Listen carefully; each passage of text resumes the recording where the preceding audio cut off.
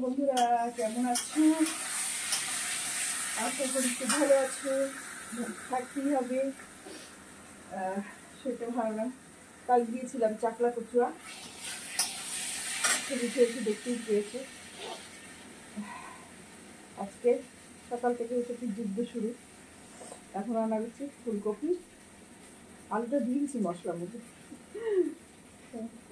ফুলকপি আলু দিয়ে একটু কষা কষা করে রান্না করবো।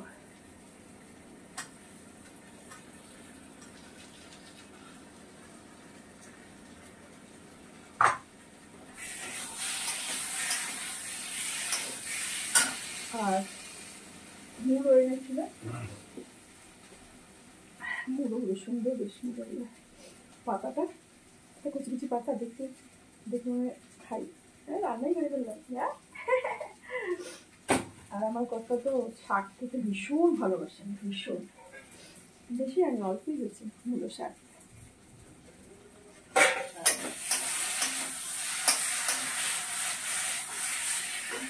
চাকরা কচুর ওখানে খুব সস্তা সবজি, গিয়ে দেখলেন একই দাম।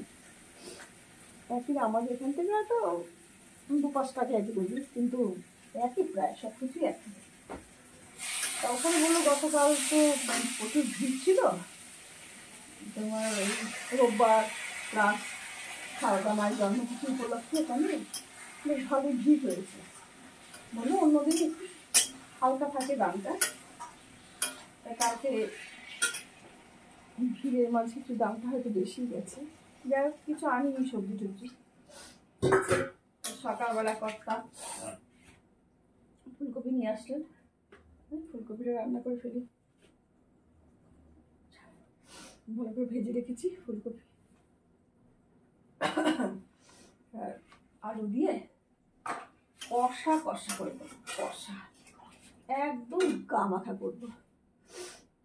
ঝোল ফোল ভালো লাগে না আমার, কাছে ঝোল ভালোবাসে খেতে, যে কোনো কিন্তু ঝোল ঝোল ঝোল। পালং শাক রান্না করবো একটু ঝোল ঝোল করে, ভালো লাগে না আমার। আমার একটু কষা টষা ভালো লাগে, ওনার একটু ঝোল প্রয়োজন। আমি ঝোল একদম প্রেফার করি না, একদম না, একদম ভালো লাগে না। ডাল করেছি, মূল শাক ভাজা, আর এদিকে